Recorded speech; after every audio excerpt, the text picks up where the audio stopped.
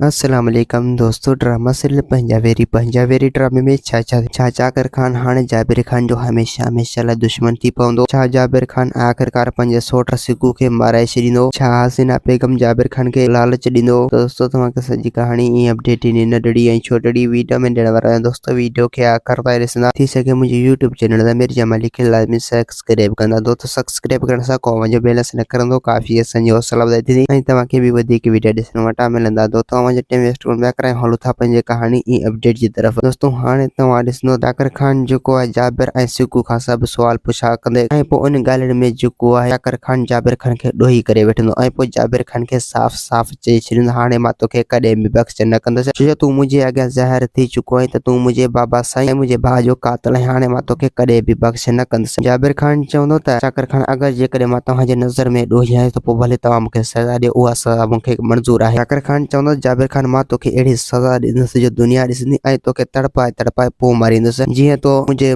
भाउ रावल खान खे ज़हर ॾेई ऐं उनखे तड़पाए मारियो, उहे सभु हिसाब किताब तोखां पूरा कंदुसि। ऐं ॿिए पासे दोस्तों हाणे तव्हां ॾिसंदो जाबिर खान जेको आहे रूंडे खे इतलाह करे छॾींदो त तोखां जल्द जेतिरो थी सघे तूं इन सिकू खे घुमाए छॾ। अगरि जेकॾहिं तो सिकू खे न मारियो त पोइ सिकू जा शायदि वधंदा असांजे मथां वधंदा। अगरि जेकॾहिं सिकू चाकर खान जो पासो वरितो त पोइ तूं इहो सम्झी छॾ चाकर खान असांजो हमेशह हमेशह लाइ दुश्मन हूंदो ऐं पोइ असांखे कॾहिं बि ज़िंदा न छॾींदो, न ई असां चाकर खान जे हथां बची सघंदासीं। रूंडो चवंदो त बसि जाबिर खान तूं परेशान न थी, इन कम जे पोयां मां लॻो पियो। अगरि जेकॾहिं इहो कमु थी वियो त पोइ मां तोखे ज़रूरु इतलाह करे ॿुधाईंदुसि ऐं सिकू खे अहिड़ो त सबक़ सेखारींदुसि जो दुनिया ॾिसंदी ऐं उनखे बि कॾहिं ज़िंदा न छॾींदुसि। जाबिर खान चवंदो त हा रूंडा ईअं ई थियणु घुरिजे। ऐं ॿिए पासे दोस्तों हाणे तव्हां ॾिसंदो हसीना बेगम जेको आहे रूंडे खे चवंदो तमामु जल्द इहो कमु करे छॾ ऐं पोइ उनजे मथां जाबिर खान जो फोन हूंदो ऐं पोइ हसीना बेगम जाबिर खान खे लालच ॾींदो तूं बि चाकर खान खे लेटा ऐं उन सॼी मिल्कियत जो वारस असां ॿई थींदासीं। उनजे करे तोखां जल्द जेतिरो थी सघे तूं चाकर खान खे लेटाए। जाबिर चवंदो त हा दोस्तों उम्मीद है कहानी आई हूंदी, तव्हांखे पसंदि असांखे ॾींदा इजाज़त, वरी तव्हां सां मिलंदासीं कंहिं नई वीडियो में। ख़ुदा हाफ़िज़।